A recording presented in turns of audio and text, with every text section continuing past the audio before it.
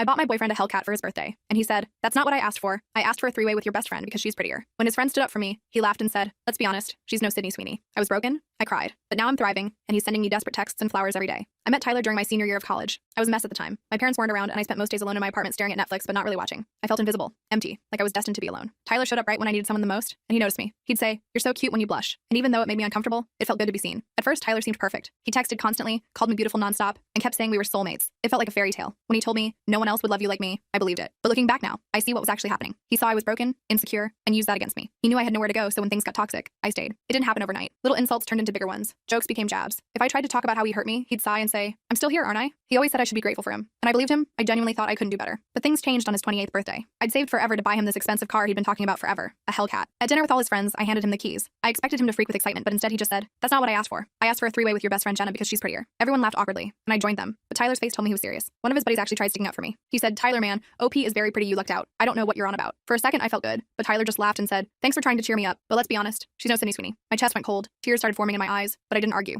I ate the dinner in silence, knowing right then it would be the last birthday I spent with him. Soon after, I started therapy, and for the first time ever, someone told me I deserved to be treated with kindness. That changed everything. It also ignited something in me, a desire for revenge. Revenge for the broken girl Tyler wrapped around his finger. And so I quietly started taking notes about him. Like when we took a weekend trip and he begged me to let him hook up with Jenna, saying, "What happened to girls supporting girls?" I noted it. When I finally talked to her about it, she shocked me. She broke down and confessed that Tyler made passes at her multiple times. And it turns out she wasn't the only one. The more we asked around, the more we heard disturbing stories about Tyler. Girls he'd tried to pressure back in college, friendships he'd ruined behind everyone's back. But I said nothing yet. I stayed quiet, biding my time. And part of that bidding was making Tyler's dream come true. One thing about Tyler is he loved being center of attention. His birthday was coming up, and a few months before it, he told me I had to plan a rooftop celebration for him, complete with catered food and expensive champagne. I remember smiling, nodding like a perfect girlfriend, and saying yes. As expected, he was thrilled. But what he didn't know is that he was about to learn one of life's lessons. Be careful what you wish for. On the day, over 70 people showed up. Family, friends, co-workers, exes he insisted were just friends. He even told them all he organized the party himself, and I just let him bask in it, at least until the toast. I stood next to Tyler for it, smiling wide as I could. "I have a surprise for everyone," I announced. "The surprise is under you." I gestured to these black gift bags placed under every seat. "Go ahead and open them." Everyone laughed, thinking it was some cute party favor, but the laughs faded pretty fast, because inside each bag was a printed document titled, "Things Tyler Says When He Thinks No One's Listening." Each page held stories, detailed testimonials from girls he'd manipulated, harassed, lied to, or even assaulted, and that wasn't it. There was a section called, "To His Family." There, I'd included all the horrible things Tyler said behind their backs. His sister's eyes widened as she read how Tyler called her a barren bitch, who thinks she's special because she reads books. His mom dropped the booklet when she saw Tyler describe her as only useful for her cooking. His dad looked stunned at Tyler's line about how he'd spit on his grave if he stopped giving him money. The rooftop went silent, and slowly all eyes turned to Tyler. His confident smirk vanished completely, his face white as a sheet. Everyone he'd ever known stared at him with disgust. Friendships collapsed right there, and his family stood there looking betrayed and devastated. And all while that was happening, I picked up my purse, smiled, and walked away. Or I should say, I tried. Because next thing I knew, Tyler grabbed my shoulder. Hard. "Where are you going?" I froze, suddenly aware that I might have miscalculated. The look in his eyes was something I'd never seen before. Pure rage mixed with humiliation. His fingers dug into my shoulder, and for a moment I was terrified of what might happen next. I felt my body tense up as Tyler's grip tightened on my shoulder. The rooftop had gone completely silent. Everyone was watching us now, their eyes wide with shock. I could feel my heart pounding in my chest, but I refused to show fear. Not anymore. "I'm leaving," I said, keeping my voice steady despite the trembling I felt inside. "We're done." Tyler's face contorted with rage. He yanked me closer and hissed in my ear so only I could hear, "You think you can humiliate me like this and just walk away?" Before I could respond, I felt someone step between us. It was Keith, Tyler's coworker who had always been nice to me at company events. He gently but firmly removed Tyler's hand from my shoulder. "That's enough, man," Keith said. "Let her go." Tyler looked around wildly, suddenly aware that everyone was watching. His parents stood frozen, the booklet still in their hands. His sister was crying quietly. His friends looked uncomfortable, shifting their weight from foot to foot, unsure what to do. "This is all lies," Tyler announced loudly, trying to regain control of the situation. "She's making this up because I was going to break up with her." No one said anything. The silence was deafening. I took advantage of the moment to slip away, hurrying toward the elevator. I heard footsteps behind me and tensed, thinking it was Tyler, but it was Jenna. She put her arm around me as we rode down together. "Holy shit," she whispered. "Are you okay?" I nodded, though I wasn't sure if that was true. The adrenaline was starting to wear off, and I was shaking. We made it to my car, and Jenna insisted on driving me home. I was too rattled to argue. When we got to my apartment, I realized I couldn't go inside. Tyler and I lived together. He had keys. I suddenly felt very stupid for not thinking this through better. "You can stay with me tonight," Jenna offered. "We'll figure out the rest tomorrow." I grabbed some essentials from the apartment while Jenna waited in the car, keeping watch. I was terrified Tyler would show up, but I managed to get in and out quickly. I took my laptop, some clothes, important documents, and a framed photo of my grandparents. Everything else could wait. That night at Jenna's place, my phone exploded with messages. Some were from mutual friends asking if I was okay. Others were from Tyler, alternating between rage and apologies. "You're dead to me," followed by, "Baby, please, I'm so sorry, I need you." I turned my phone off and tried to sleep on Jenna's couch, but my mind kept racing. The next morning, I woke up to knocking. Jenna was already up, peering through the peephole. "It's Tyler," she whispered. "He looks awful." My stomach dropped. "Don't answer it." "I wasn't planning to," she said, "but I'm calling the police if he doesn't leave soon." Tyler kept knocking for about 10 minutes, calling my name through the door. Eventually, we heard him slump against the wall outside. He started crying loudly, saying he was sorry and he'd change. It was the same cycle of abuse I'd seen so many times before, just more desperate now. After what felt like forever, he finally left. I peeked out the window and watched him drive away, his car swerving slightly. He was probably hammered. "We need a plan," Jenna said, making coffee. "You can't stay here forever, and you definitely can't go back to him." I nodded, feeling overwhelmed. I need to get my stuff from the apartment and find a new place to live, and probably get a restraining order. Jenna's boyfriend Marcus came over later that day to help us strategize. He worked in real estate and said he knew of a small studio apartment that was available immediately. It wasn't fancy, but it was in a secure building with a doorman. The rent was more than I wanted to pay, but I needed safety more than savings right now. I'll go with you to get your things, Marcus offered. Tyler won't try anything if I'm there. I wasn't so sure about that, but I appreciated the offer. We decided to go the next day during work hours when Tyler would likely be at his dad's construction company. That night, I got a call from Tyler's sister, Rachel. I almost didn't answer, but curiosity got the better of me. I just wanted to say I believe you, she said when I picked up. Tyler's always been difficult, but I never knew how bad it was with you. I'm sorry. I thanked her, surprised by the support. She told me Tyler had shown up at their parents' house after the party, hammered and raging. His dad had refused to let him in, telling him to come back when he was sober. It was the first time anyone in his family had stood up to him. The next day, Marcus, Jenna, and I went to my apartment to get my things. I was nervous the whole drive over, scanning every car we passed for Tyler's black Audi. When we pulled up to the building, I was relieved not to see his car in the parking lot. My relief was short-lived. As soon as I unlocked the door, I knew something was wrong. The apartment was trashed, furniture overturned, dishes smashed, clothes strewn everywhere. My heart sank when I saw my laptop, the one I'd left behind, not my main one, smashed to pieces on the floor. Jesus, Marcus muttered, looking around. We should call the police. I shook my head. Let's just get my stuff and go. We worked quickly, filling trash bags with whatever clothes hadn't been destroyed. Most of my things were ruined. Photos ripped up, books torn apart, even my makeup smashed and smeared on the bathroom mirror. Tyler had written bitch in my lipstick across the glass. I was grabbing the last of my intact belongings when the door flew open. Tyler stood there, eyes bloodshot, hair unwashed. He looked like he hadn't slept in days. What the fuck are you doing? He demanded, swaying slightly. Marcus stepped in front of me. We're just getting her things, Tyler. Then we're leaving. Tyler laughed, a hollow sound that sent chills down my spine. Oh, you're with him now? That was fast. I'm with Jenna, man, Marcus said calmly. We're just helping her move out. Don't make this harder than it needs to be. Tyler's eyes narrowed. This is my apartment too. You can't just take stuff. It's my stuff, Tyler, I said, finding my voice. I paid for it. He took a step toward me, and Marcus moved to block him. For a tense moment, I thought Tyler might try to fight him, but then he just laughed again. Take your shot, he said. It's all garbage anyway, just like you. I felt a flash of the old pain, the familiar feeling of being worthless that Tyler had cultivated in me for years. But then I remembered what Dr. Winters had told me. His words only had power if I believed them. We're done here, I said, picking up the last bag. Goodbye, Tyler. As we walked out, Tyler called after me. This isn't over. You think you can humiliate me and just walk away? I made you. No one wanted you before me. I didn't look back. The new apartment was tiny but clean, with a security system and a doorman named Gavin who took his job very seriously. Marcus helped me set up some basic furniture. A bed, a desk, a small table with 2 chairs. Jenna brought over houseplants to brighten the space. It wasn't much, but it was mine, and Tyler couldn't get to me here. Or so I thought. The calls started that night. First from Tyler's number, which I blocked, then from unknown numbers. I blocked those too. Then the emails began, sometimes apologetic, sometimes threatening. I created a folder for them all, documenting everything in case I needed it later. A week after moving into my new place, I came home from work to find flowers outside my door. No card, but I knew they were from Tyler. I gave them to Gavin at the front desk, who promised to turn away any deliveries from Tyler in the future. How did he even find my address? I asked Jenna over the phone that night. I don't know, she said, sounding worried. Did you tell anyone at work? I hadn't, but I realized Tyler knew where I worked. He could have followed me home. The thought made me feel sick. The next day, I filed for a restraining order. The process was frustrating. The police officer who took my statement seemed bored, like he'd heard it all before. Has he physically hurt you? He asked, barely looking up from his computer. He grabbed me hard enough to leave bruises, I said, showing him the fading marks on my shoulder. And he destroyed all my belongings. The officer nodded, typing slowly. That's destruction of property, but it's a shared residence, so it gets complicated. And the grabbing. Well, without witnesses. I felt my frustration rising. There were witnesses at the party, dozens of them. He sighed. Look, I'll file the report, but these things take time. In the meantime, document everything. Change your routines. Be aware of your surroundings. I left feeling defeated. The temporary restraining order would take at least a week to process, and even then, it was just a piece of paper. If Tyler wanted to hurt me, a court order wouldn't physically stop him. That weekend, I met up with Dr. Winters for an emergency session. I told her everything that had happened since the party. I'm proud of you for leaving, she said. That takes enormous courage, but I'm concerned about your safety. She helped me create a safety plan, changing my routes to work, varying my schedule, always letting someone know where I was. She also suggested I join a support group for survivors of domestic abuse, but he never hit me, I said, feeling like an imposter. Abuse isn't just physical, she reminded me. What you experienced was emotional and psychological abuse. It's just as damaging, sometimes more so. I went to my first support group meeting the following Tuesday. It was in a community center downtown, in a small room with uncomfortable chairs arranged in a circle. I almost turned around and left, but a woman named Virginia smiled at me from across the room, and somehow that gave me the courage to stay. Listening to other women's stories was eye-opening. Some had experienced physical violence, others psychological torture, many both. But the patterns were the same. Isolation, control, degradation. For the first time, I didn't feel crazy or oversensitive. What Tyler had done to me was real abuse, and I wasn't alone. After the meeting, Virginia introduced herself properly. She was older than me, maybe in her 50s, with kind eyes and a quiet strength about her. First meetings are tough, she said. How are you holding up? I admitted I was struggling, especially with the fear that Tyler would find me or hurt me somehow. Have you considered self-defense classes? She asked. They helped me feel more in control after I left my ex-husband. I hadn't, but the idea appealed to me. Virginia gave me the information for a women's self-defense course taught by her friend Angela. I signed up that night. The classes were twice a week in a small gym near my new apartment. Angela was a former military woman with short gray hair and muscles that made me feel both intimidated and safe. She taught us practical moves, how to break a hold, where to strike to incapacitate an attacker, how to use our voices as weapons. Your voice is your first line of defense, she told us during the first class. A loud, firm no can sometimes be enough to make an attacker think twice. I practiced yelling no until my throat was raw, imagining Tyler's face as I did. It felt good to be doing something proactive instead of just hiding and hoping he'd leave me alone. But Tyler wasn't giving up. 2 weeks after I moved out, he showed up at my workplace. I was in a meeting when the receptionist called me. There's someone here to see you, she said. He says it's urgent. A Tyler Kovac? My blood ran cold. I can't see him. Please tell him to leave. He's being quite insistent, she said, sounding uncomfortable. Janet, he's my ex. We have a bad history. If he won't leave, please call security. I heard Tyler's voice in the background getting louder. I just need 5 minutes. Tell her it's important. I hung up and texted my boss, explaining the situation briefly. He immediately called security, who escorted Tyler out. I watched from the window of our conference room as Tyler argued with the security guards in the parking lot,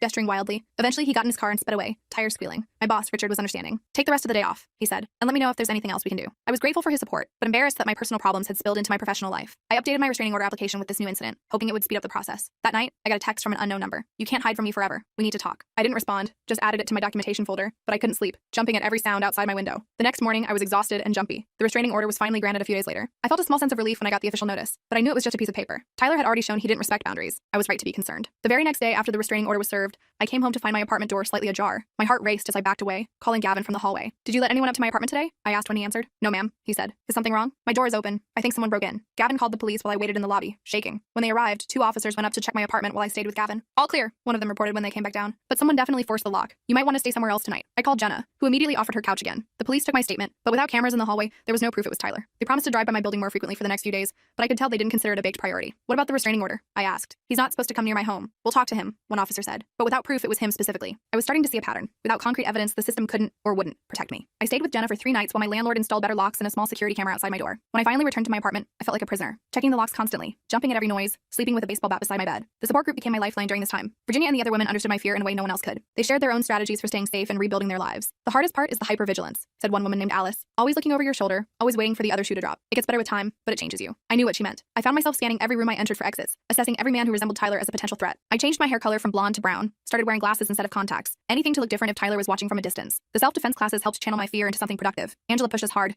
making us practice scenarios until the movements became muscle memory. "Your body will remember even if your mind panics," she told us. 3 weeks after the break-in, I was leaving work late. The parking garage was nearly empty, my footsteps echoing between concrete pillars. I was almost in my car when I heard someone behind me. I turned to see Tyler stepping out from behind a support column. "We need to talk," he said, his voice eerily calm. I felt a surge of fear, but also anger. "You're violating the restraining order," I said, trying to keep my voice steady. "You need to leave now." He took a step closer. "Not until you hear me out. You ruined my life. My dad fired me. My friends won't talk to me. All because you couldn't keep your mouth shut." I backed up until I hit my car. "That's not my fault, Tyler. You did those things, not me." His face darkened. "You humiliated me in front of everyone I know. You think I'm just going to let that go?" I remembered Angela's lessons. I stood straighter, planted my feet. "Yes, that's exactly what you're going to do. It's over, Tyler. Leave me alone." He lunged forward suddenly, grabbing my wrist. "It's over when I say it's over." Without thinking, I brought my knee up hard between his legs. He doubled over, gasping, and I used the moment to break his grip the way Angela had taught us. I ran for the elevator, fumbling for my phone to call 911. Tyler recovered faster than I expected. He caught up to me just as the elevator doors were opening, shoving me inside and against the wall. His forearm pressed against my throat, not quite choking me, but making it hard to breathe. "You think you're so smart," he hissed. "You think you can make a fool out of me and get away with it?" I couldn't speak with his arm against my throat, but I remembered another of Angela's lessons. I brought my hands up between his arms and pushed outward sharply, breaking his hold. Then I drove the heel of my palm up toward his nose, not quite connecting, but forcing him to back up. The elevator doors started to close, and Tyler stuck his foot out to stop them. I used that moment to slip past him, back into the parking garage. I ran toward the security office, screaming for help. Tyler chased after me, catching the back of my jacket. I spun around, using the momentum to break free, and kept running. The security guard heard my screams and came out of his office, radio in hand. "Hey!" he shouted at Tyler. "Stop right there!" Tyler froze, looking from the guard to me and back again. Then he turned and ran toward the exit. The guard called the police while I sat in his office, shaking uncontrollably. This time, there was a witness. This time, there would be consequences. Or so I thought. The police took my statement and the security guards. They reviewed the garage's security footage, which clearly showed Tyler assaulting me in the elevator. They promised to arrest him for violating the restraining order and for assault. But when I called to follow up the next day, I was told Tyler couldn't be located. He wasn't at his apartment. He wasn't at his parents' house. He had seemingly vanished. "We'll keep looking," the officer assured me. "But until we find him, you should be extra careful." I felt like I was living in a horror movie, never knowing when the monster might appear. I took a week off work, too afraid to go to the parking garage again. Richard was understanding, letting me work remotely. During that week, I barely left Jenna's apartment, where I was staying again. I jumped at every noise, checked the locks compulsively, and slept with the lights on when I managed to sleep at all. The support group rallied around me. Virginia brought groceries so I wouldn't have to go out. Alice, who worked in IT, helped me check my devices for tracking software and showed me how to better secure my online accounts. Another woman from the group, Hayden, whose ex had stalked her forever, shared tips on varying routines and watching for surveillance. "The not knowing is the worst part," Hayden said. "But remember, you've already survived the hardest part, leaving him. You can survive this too." I tried to believe her, but the constant fear was wearing me down. Dr. Winters suggested medication to help with my anxiety and sleep, which I reluctantly accepted. The pills helped dull the edge of my panic, but I still felt like I was living on borrowed time. A week turned into 2, then 3. No sign of Tyler. The police seemed to lose interest, telling me they'd keep an eye out, but offering little concrete help. I slowly started resuming normal activities, going back to work, shopping for groceries, even meeting friends for coffee occasionally. Just when I started to think maybe it was really over, I got an email from an address I didn't recognize. The subject line was simply, "I'm not done with you." The email contained a photo of me, clearly taken that day, walking into my office building. I was wearing the blue dress I'd put on that morning, carrying the coffee I'd bought on the way to work. The message below the photo read, "I see you, always." I forwarded it to the police officer handling my case, but his response was frustratingly vague. "We'll look into it, but it's hard to prove who sent it. Keep documenting everything." That night, I barely slept. The next morning, I found another email waiting. This one had a photo of me at the coffee shop near my apartment from the previous weekend. I was sitting with Jenna, laughing at something. The angle suggested it was taken from outside, through the window. "He's been watching me for weeks," I told Dr. Winters during our session that day. "The police won't do anything until he actually hurts me, and by then it might be too late." She looked troubled. "This is stalking, plain and simple. The restraining order should cover this behavior." "Should, but doesn't seem to," I said bitterly. "Not unless they can catch him in the act." Dr. Winters helped me brainstorm options. I could move again, maybe to another city. I could try to get a more strongly worded restraining order. I could hire a private security guard, though I could barely afford my rent as it was. In the end, we decided on a 2-pronged approach. First, I would be even more vigilant about my safety, varying my routes, always being with someone when possible, carrying pepper spray. Second, I would try to gather evidence that Tyler was the one stalking me, something concrete enough that the police would have to act. The second part was trickier. Alice suggested setting up a honeypot, deliberately creating a pattern that Tyler might observe, then watching to see if he took the bait. It was risky, but I was desperate. I started going to the same coffee shop every Tuesday and Thursday morning, sitting at the same table by the window. Jenna or Marcus would sit at another table, watching for anyone suspicious. We did this for 2 weeks with no sign of Tyler. Then, on the 3rd Tuesday, Marcus texted me from his observation point across the street. "Guy in blue hoodie, sunglasses, watching you from the bookstore. Looks like Tyler." My heart raced, but I forced myself to act normal, sipping my coffee and scrolling through my my phone. Marcus kept updating me. The man in the hoodie had moved to a bench with a clear view of the coffee shop. He appeared to be taking photos with his phone. I texted the police officer who had been handling my case, Officer Reed. He responded quickly, saying he'd sent a patrol car. 10 minutes later, 2 officers approached the man on the bench. From inside the coffee shop, I watched as they talked to him. He showed them something on his phone, gesturing animatedly. Then, to my horror, the officers just nodded and walked away, leaving him there. I texted Officer Reed again. They just left him there. What's happening? His response made my blood boil. He says he's just a photography student taking urban shots for a class project. Without clear evidence he's targeting you specifically, there's not much we can do. I wanted to scream. The man was clearly Tyler. Marcus confirmed it. But with the hoodie and sunglasses, the officers who didn't know him personally couldn't be certain. And apparently, taking photos in a public place wasn't enough to constitute stalking, even with the threatening emails. That night, I got another email. Nice try with the cops. Better luck next time. I felt defeated. The system that was supposed to protect me was failing at every turn. Tyler was winning, forcing me to live in constant fear while he faced no consequences. The next day, I went to the support group feeling lower than I had in weeks. I told them about the failed attempt to catch Tyler. The police won't help,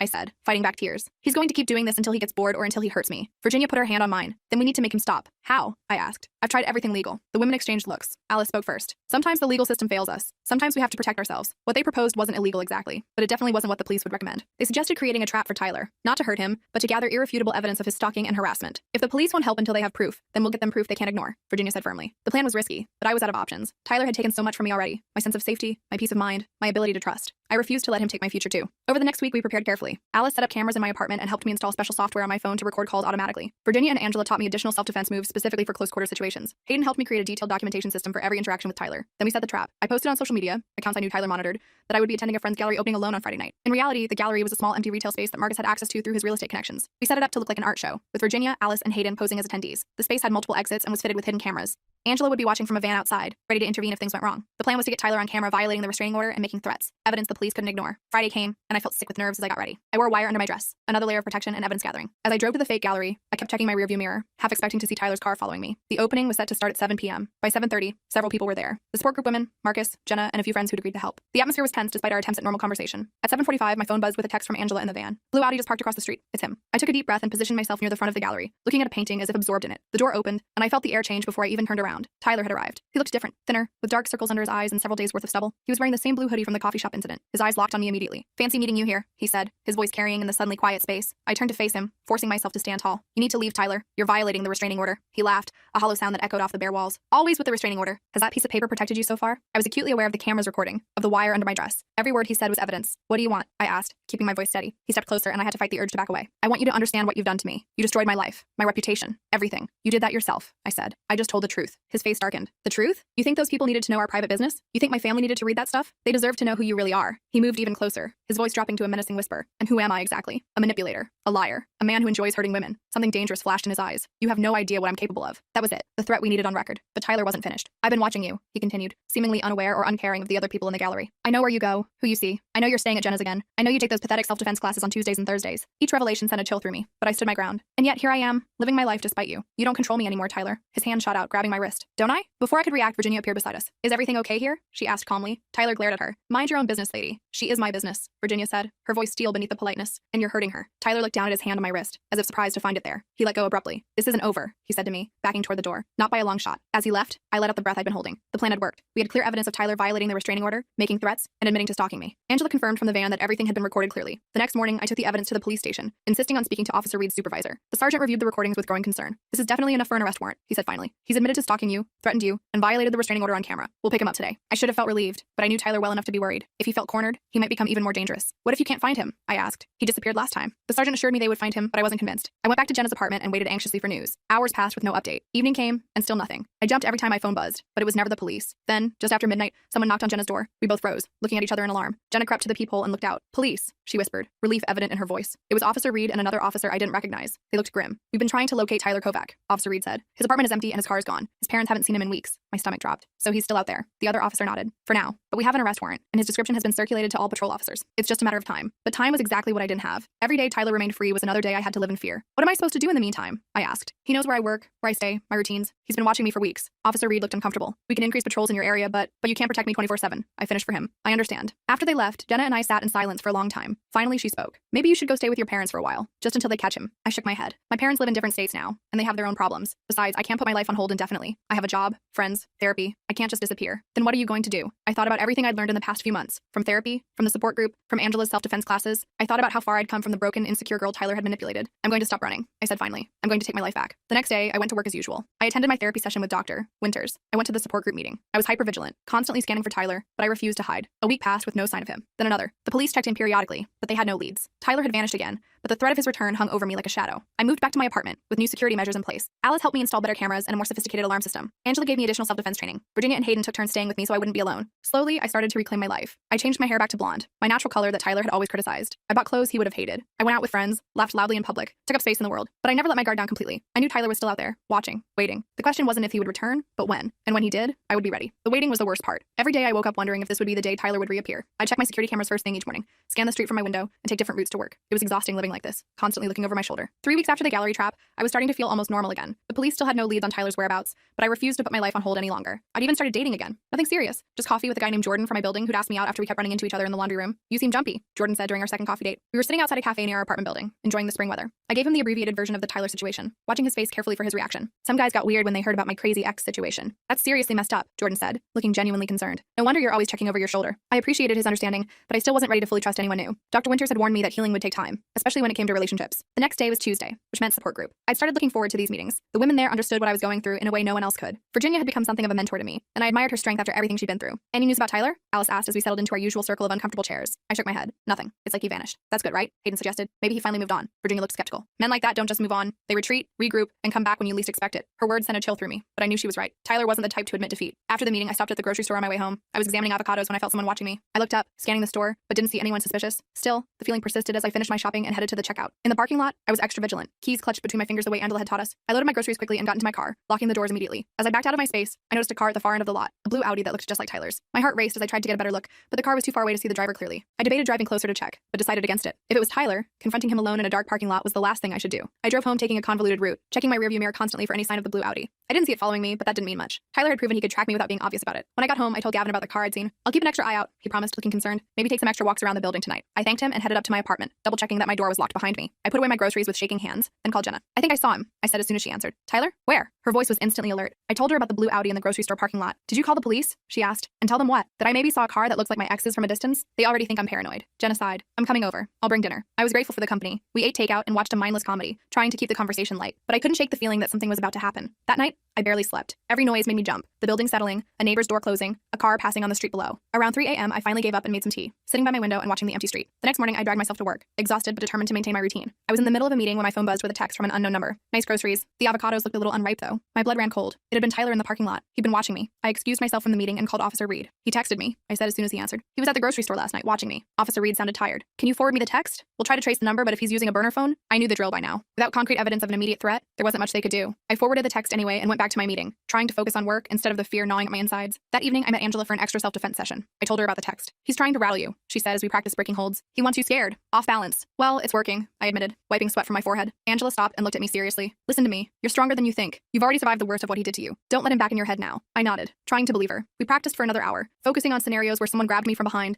or cornered me in a confined space. By the end, I felt physically drained but mentally stronger. The next few days passed without incident. No more texts, no sightings of the blue Audi. I started to wonder if Tyler was just toying with me, popping up occasionally to remind me he was still out there. Then Friday came. I was working late, finishing a presentation for Monday. The office was nearly empty, just me and a couple of people from the IT department working on the other side of the building. Around 8 p.m., I decided to call it a night. The parking garage was dimly lit and eerily quiet. I walked quickly to my car, keys ready, constantly looking around. I was almost there when I heard footsteps behind me. I spun around, heart pounding, but saw no one. Hello? I called out, my voice echoing between concrete pillars. No answer. I hurried to my car, unlocked it with shaking hands, and got in, immediately locking the doors again. As I started the engine, my headlights illuminated a figure standing about 20 feet away. Tyler. He was thinner than before. His clothes rumpled like he'd been sleeping in them, but his eyes were the same, cold and calculating as he stared at me through the windshield. I put the car in reverse, ready to get out of there, but Tyler stepped forward holding up his phone. He typed something, and a second later my phone buzzed with a text. We need to talk. One conversation and I'll leave you alone forever. I knew better than to believe him, but I also knew he wouldn't stop until he got what he wanted. And right now, he was blocking my exit. I texted back, I'm calling the police. He responded immediately. Go ahead. I'll be gone before they arrive. Then you'll never know when I might show up again. He had a point. The police had been trying to find him for weeks with no success. If he disappeared again, I'd be back to dumping at shadows. I made a decision. I texted, fine. One conversation. In public. Tomorrow at noon, the coffee shop on Main Street. Tyler smiled as he read my text, then nodded and backed away, disappearing between parked cars. I sat there for a few minutes, breathing hard, before I felt safe enough to drive away. As soon as I got home, I called Virginia. He wants to meet, I told her. Tomorrow at noon. Absolutely not, she said immediately. It's too dangerous. I'll be in public in broad daylight, and I'm tired of living like this, Virginia. Maybe if I hear him out, he'll finally leave me alone. Virginia was quiet for a moment. You're not going alone, she said finally. I'm coming with you, and so is Angela. I agreed, relieved to have backup. We made a plan. Virginia would sit at a nearby table pretending to read. Angela would be outside, watching through the window. Both would record everything. That night, I couldn't sleep again, my mind racing with all the things Tyler might say or do. Would he apologize? Threaten me? Try to convince me to take him back? None of the scenarios I imagined ended well. The next morning, I dressed carefully. Jeans and a sweater, comfortable shoes I could run in if needed. I tucked my pepper spray into my pocket and headed to the coffee shop an hour early, wanting to be there first to choose my seat. Virginia arrived shortly after, giving me a reassuring nod as she took a table nearby. Angela texted that she was in position outside. All we could do now was wait. At exactly noon, Tyler walked in. He looked better than he had last night. He'd shaved, changed clothes, even combed his hair. He spotted me immediately and came over, sliding into the seat across from me. Thanks for coming, he said, his voice softer than I expected. Say what you need to say, I replied, keeping my voice steady. Tyler leaned forward. I've been doing a lot of thinking. About us. About what happened. I know I messed up. I almost laughed. Messed up? You stalked me, threatened me, and made my life hell for months. That's a little more than messing up. He had the decency to look ashamed. I know, and I'm sorry. I was in a bad place after the party. Everything I'd built just collapsed. My family, my friends, my job. I blamed you. It wasn't my fault, I said firmly. You did those things, not me. Tyler nodded slowly. You're right. That's what I wanted to tell you. I'm getting help now. Therapy, anger management. I'm trying to be better. I studied his face, looking for signs of the old Tyler, the manipulation, the barely contained rage, but he seemed different somehow, humbled. I'm glad you're getting help, I said cautiously. But that doesn't change what you did. I know, he said. I'm not asking for forgiveness. I just wanted you to know that I'm leaving town. For good. My cousin got me a job in Seattle. I start next week. Relief washed over me, but I was still skeptical. Why should I believe you? Tyler reached into his pocket and pulled out a plane ticket. One way to Seattle, leaving tomorrow morning. I looked at the ticket. It seemed real. His name, the flight information, tomorrow's date. I won't contact you again, he continued. I promise. I just needed to see you one last time, to apologize face to face. Part of me wanted to believe him. The idea of Tyler gone for good, living on the opposite coast, was incredibly appealing, but I'd been fooled by him before. I appreciate the apology, I said carefully. But understand this. If you ever contact me again, if you ever come near me or my friends, I will make sure you regret it. The police have a warrant for your arrest. They're still looking for you. Tyler nodded. I know. That's another reason I'm leaving. Fresh start. He stood up, looking down at me one last time. Goodbye. I really am sorry for everything. And then he was gone, walking out of the coffee shop and out of my life. Virginia immediately came over to my table. Are you okay? She asked, putting a hand on my shoulder. I nodded, still processing what had just happened. He says he's leaving town, moving to Seattle. Virginia looked skeptical. Do you believe him? I don't know, I admitted. He seemed sincere, but he's fooled you before, she finished for me. We left the coffee shop together, meeting Angela outside. I told them both about Tyler's apparent change of heart and his plans to leave town. We should still be careful, Angela warned. Men like that don't change overnight. I agreed, but part of me hoped it was true. The thought of finally being free of Tyler's shadow was intoxicating. The next day, I checked online and confirmed that Tyler's flight had departed on schedule. I allowed myself a small measure of hope. Maybe it really was over. A week passed with no sign of Tyler. Then another. I slowly started to relax, to believe that he might actually be gone for good. I stopped checking my security cameras obsessively. I went out with friends without constantly looking over my shoulder. I even went on another date with Jordan, actually enjoying myself this time. 1 month after our coffee shop meeting, I received a letter with a Seattle postmark. My hands trembled as I opened it, fearing what might be inside. But it was just a short note. I'm keeping my promise. I hope you're happy. Goodbye for real this time. T. Enclosed was a receipt for a year's worth of sessions with a therapist in Seattle. Proof he was really there, really trying to change. I showed the letter to Dr. Winters during our next session. Do you think people can change that dramatically? I asked her. She considered the question carefully. It's possible, with the right motivation and professional help. But whether Tyler has changed or not isn't really the point. The point is that you have. She was right. The person I was now, stronger, more confident, unwilling to accept mistreatment, was nothing like the broken girl Tyler had manipulated all those years ago. I had changed, and that was what mattered. 6 months later, there was still no sign of Tyler. The police eventually closed his case, though they kept the warrant active just in case. I moved to a new apartment, not out of fear, but because I wanted a fresh start in a place that had no memories of him. The support group remained an important part of my life, but now I was often the one offering advice to newcomers, sharing my story to help others find their strength. Virginia and I became close friends, meeting for coffee weekly outside of group. Angela convinced me to help her teach self-defense classes to college students. Sometimes I still catch myself scanning rooms for exits or checking my rearview mirror more than necessary. Old habits die hard, but those moments are becoming rarer. Most days, I don't think about Tyler at all. I don't know if he really changed, if he's still in Seattle, or if I'll ever hear from him again. But I do know this. I'm no longer afraid of him. Whatever happens, I can handle it. I survived Tyler at his worst. I survived the aftermath. And in the process, I found a strength I never knew I had. That's the thing about toxic relationships. They can break you down to nothing, make you forget who you are. But if you're lucky enough to escape, to find people who truly care about you, you can rebuild yourself into someone stronger than before. I'm not the same person Tyler met in that coffee shop years ago. I'm not even the same person who planned that rooftop revenge. I'm someone new, someone who knows her worth and won't settle for less than she deserves. And that, more than anything else, is my real victory.